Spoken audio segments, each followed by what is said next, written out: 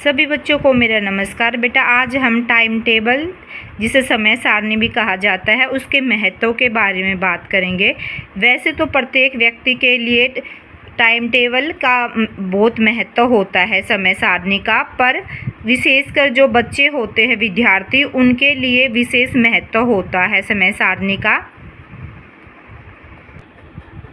प्रत्येक विद्यार्थी के जीवन में अनुशासन की बहुत बड़ी भूमिका होती है उसको सफल करने में, और उस अनुशासन को लगातार बनाए रखने के लिए समय सारणी का बहुत महत्व होता है। जैसे एक विद्यालय में टाइम टेबल के अकॉर्डिंग नहीं पढ़ाया जाता है तो वहाँ पे अव्यवस्था फैल जाती है। ऐसे ही जब बच्चा अपना समय सारणी नहीं बनाता है तो उसको पता भी नहीं चलता कि उसका टाइम कहाँ चला जाता है और उसकी कुछ भी पढ़ाई नहीं हो पाती है। तो मैं आपको यहाँ पे कुछ ऐसी बातें बताऊँगी जो आपको अपना टाइम टेबल या समय सारणी बनाने में सहायक होगी। मैं यहाँ पे आपको एक टाइम टेबल दिखा रही हूँ।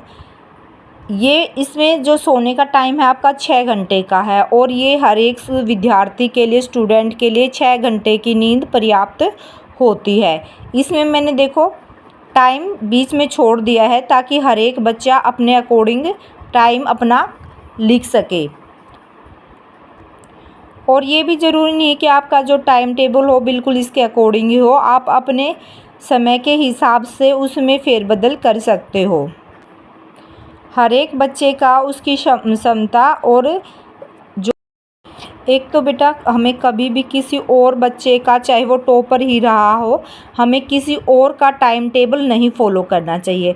हमें अपना टाइम टेबल अपनी ज़रूरत के हिसाब से अपने आप बनाना चाहिए, क्योंकि हर एक बच्चे की क्षमता और ज़रूरत अलग होती है। तो आप अपने अनुसार अपना टाइम टेबल खुद बनाएं।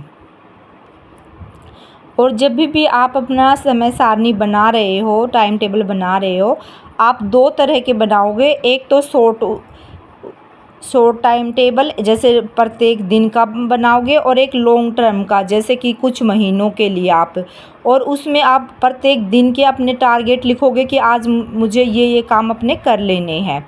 और कुछ महीने को जो बनाओगे उसमें भी आप अपने टारगेट जो भी वो डिसाइड कर लोगे कि मुझे इसमें इतना अपनी पढ़ाई पूरी कर लेनी है। और जब आप अपना टाइम टेबल बना रहे हो तो उसमें किस सब्जेक्ट को कितना टाइम देना है वो आप अपनी ज़रूरत के हिसाब से देखोगे। हो सकता है कि किसी सब्जेक्ट को आपको रोज़ टाइम देने की ज़रूरत है तो आप उसको अपने टाइम टेबल में रोज़ शामिल करो। और कोई सब्जेक्ट आप जिसमें आपकी अच्छी पकड़ है उसको आपको कम समय देने की ज़रूरत है तो वो आप हफ्ते में 2 या 3 भी उस दिन उसको करके कंप्लीट कर सकते हो। हाँ, लंबे समय तक आपको एक ही विषय नहीं पढ़ना है। और जब आप अपना टाइम टेबल बनाकर पढ़ोगे तो एक तो आपका मन नहीं भटकेगा, क्योंकि आपके सामने अपने टारगेट रहेंगे कि हमें आज ये इतना कंप्लीट कर लेना है। और इससे एक ये होगा कि आपके हर एक सब्जेक्ट को पर्याप्त समय मिल जाएगा। और जब आप विषय बदल कर पढ़ोगे तो आप बोर भी नहीं होगे। और प्रत्येक विषय के बीच में जब एक सब्जेक्ट आपने पढ़ लिया है और दूसरा सब्जेक्ट विषय आपको शुरू करना है तो उनके बीच में 10 से 15 मिनट का गैप ज़रूर रखें। और जब आप टाइम टेबल बना रहे हो अपना पूरे दिन का तो आपको उसमें 1 घंटा ऐसा रखना है जो आप उसमें कुछ भी अपना डिसाइड करके नहीं रखोगे। वो जो भी आपका काम रह जाता है पूरे दिन में वो वहाँ पे आप उस टाइम में कंप्लीट अपना कर पाओगे।